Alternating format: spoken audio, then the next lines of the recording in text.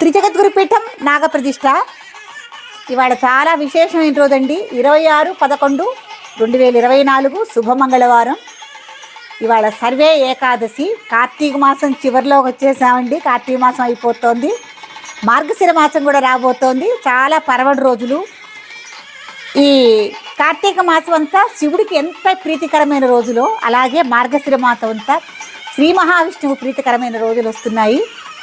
మనకి నాగప్రతిష్ఠ కార్యక్రమానికి మంచి ముహూర్తాలు ఉన్నాయి మార్గశిర మాసంలో కూడా. మీరు కూడా ఎవరైనా నాగప్రతిష్ఠ కార్యక్రమం చేయించుకోదలుచుకుంటే మార్గశిర మాసంలో చేయించుకోవచ్చును. అలాగే విశేషంగా మనకి 7వ తారీఖున సుబ్రహ్మణ్య షష్ఠి ఉంది, చాలా విశేషం. ఆ షష్ఠి రోజున కూడా నాగప్రతిష్ఠ కార్యక్రమాలు జరుగుతాయి. సంవత్సరానికి ఒకసారి వచ్చే పండగ మనకి సుబ్రహ్మణ్య షష్ఠి అనేది.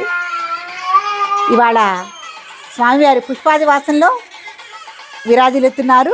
భక్తులందరూ చూసి తరించగలరు. ఇవాళ హైదరాబాద్ నుంచి అలాగే విజయవాడ నుంచి నాగప్రతిష్ఠకు వచ్చారు.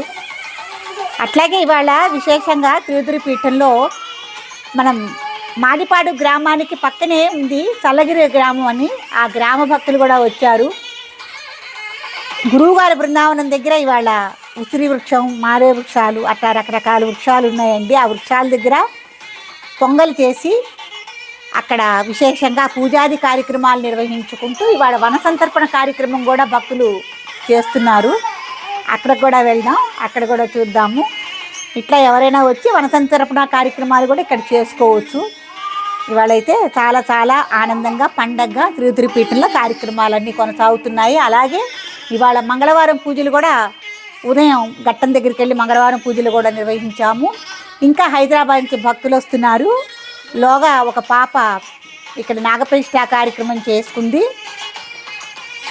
తనకి వివాహం కుదిరింది. రేపు 7వ తారీఖున ఆ పెళ్ళి సారు. ఆ పాప వాళ్ళు వస్తున్నారు ఇవాళ శుభ్రేఖ తీసుకుని స్వామివారికి సమర్పించడానికి, పిలవటానికి కూడా. కాబట్టి ఇన్ని మహత్తరమైన కార్యక్రమాలు జరుగుతున్నాయి. మీరెవరైనా కుజదోషం, కాలసర్పదోషం, మాతృకా దోషాలు, పితృకా దోషాలు, సంతానలేమి, అనారోగ్య సమస్యలు, అట్లాగే విదేశయానం, ఉన్నత చదువులు, గృహవాస్తు సమస్యలు ఏమున్నా సరే తిరుపతిపీఠంలో నాగప్రతిష్ఠ కార్యక్రమం చేయించుకోవచ్చు. యథావిధి కార్యక్రమం ఉంటుంది. సద్బ్రాహ్మణులచే కార్యక్రమం చేయబడుతుంది. హోమంతో శుద్ధ చేస్తాము. ఉదయం నుంచి ఇప్పటిదాకా కార్యక్రమాలన్నీ కొనసాగుతూనే ఉంటాయి. ఎవరైనా సరే తెల్లవారుజామున 5 దగ్గర నుంచి మధ్యాహ్నం 3 దాకా టైం కేటాయించుకుని రావాలి. 4 రోజులు ముందుగానే బుక్ చేసుకోవాలి. సర్వేజన సుఖినో భవంతు.